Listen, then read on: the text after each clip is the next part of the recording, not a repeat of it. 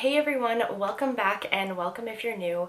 My name is Megan and I create videos all about mindset, personal development, and really just finally going after your dream life. So today we're going to be talking about limiting beliefs. I wanted to share kind of my top limiting beliefs and some of the ways that I work through them or how I'm trying to work through them, and also just really how they impact us. Like, I think a lot of us understand what limiting beliefs are, the fact that we have them, but it's a little bit different to understand how they actually impact our lives. In order to explore that question, we really need to look at our subconscious mind, which is really like below the level of our awareness. It's all of these things that are kind of happening under the surface, and we don't necessarily know or consciously tune into each and every one of them. There are all of these underlying thought patterns and belief systems that we've really developed throughout our lives, from our surroundings, from who we've been surrounded by, through the media and what are considered societal norms. All of these things really begin to shape how we see the world and what we think is possible for ourselves. And what's really interesting about that and why it's so important is that our subconscious mind is actually responsible for, I think it's like 80 to 90% of the action that we take. Okay, so now let's go ahead and jump into my kind of top limiting beliefs and the different affirmations and things that I've been using to shift them.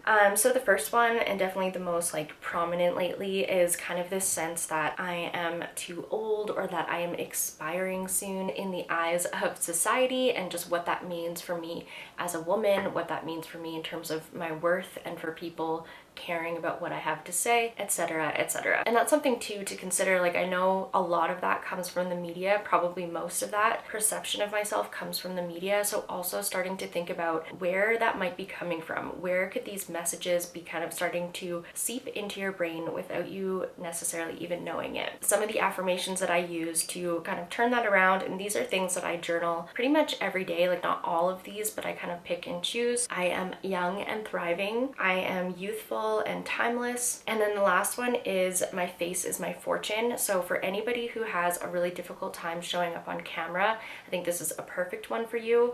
I learned this from Denise Duffield, and it's kind of that fear of showing up, right? Or you're criticizing your face and your whatever, but it's like your face is your fortune. Like, if you keep showing up, that's what's going to be your success. So start to accept that face. The next limiting belief, and I definitely think this is one that is like a generational belief for me on both sides of my family, and that is the idea that you just have to like absolutely work yourself to the bone in order to be successful. I come from, a very strong work ethic, which is really, really amazing, but I also think that it can come from a place of a lack of worthiness, feeling like you always have to prove your worthiness by working so hard. And that's something I definitely find in myself. Even simple things, like I find that at the end of the month, if I haven't specifically worked like overtime, then I feel like I haven't done enough. I haven't proven that I'm willing to go above and beyond. The affirmation that I use for this one is I serve, I deserve. This is another Denise Duffield Thomas one. There's other ones I could maybe put in this category, but I'm going to leave it at that because we could probably all use this one-liner, I serve, I deserve.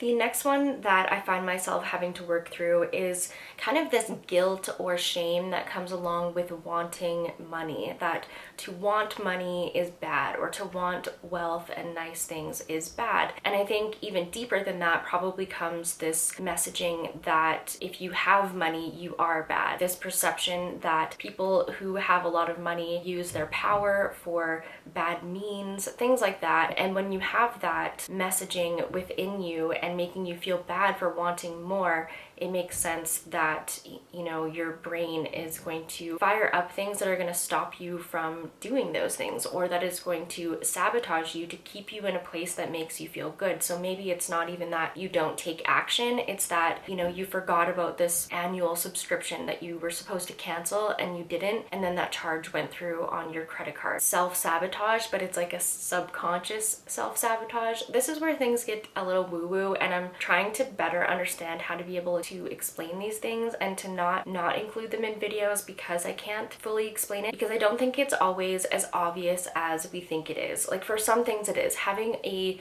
fear of being seen or having a fear of judgment, makes sense that that's why you're feeling that resistance to sitting down in front of the camera, and that's why you're maybe finding excuses not to do that. But some of the other things that are like a little deeper, a little more underlying, a little more sneaky, really start to kind of rear their head, and it becomes easier to notice them once you get into doing this work and you start to see just like how deep it really goes, and you kind of start peeling things back one layer at a time. So I would say the main way that I really work to reframe this one is to sit down and I start just writing out a list of the things that I want to do with my money. Things like, for example, down the road being able to hire some help like within my home, which also supports someone else's business. Maybe it's a woman and I get to support a female-owned business as well. Maybe I start to focus on the fact that I get to spoil my nephew and that I want to do really special things with him. Starting to affirm and just go through